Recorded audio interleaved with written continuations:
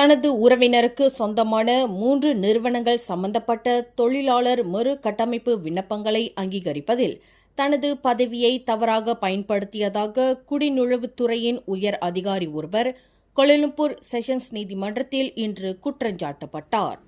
KP 22 great உயர் அதிகாரியான நோர் அஸ்லேண்டா ஜைனால் அபிடின் தனது உறவினரின் நிறுவனங்களின் விண்ணப்பங்களை அங்கீகரிக்குமாறு பரிந்துரை செய்தது மூலம் அதிகார துஷ்பிரயோகம் செய்துள்ளார் என்று அவருக்கு எதிராக 11 குற்றச்சாட்டுகள் கொண்டுவரப்பட்டன.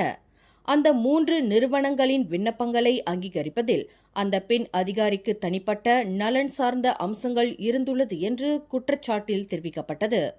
கடந்த 2023ஆம் ஆண்டு புத்ராஜயாவில் உள்ள குடிநுழைவு தலைமையகத்தில் அவர் இக்குற்றத்தை புரிந்ததாக 2009ஆம் ஆண்டு மலேசிய ஊழல் தடுப்பு ஆணைய சட்டத்தின் கீழ் அந்த அதிகாரி மீது அடுக்கடுக்கான குற்றச்சாட்டுகள் முன்வைக்கப்பட்டன.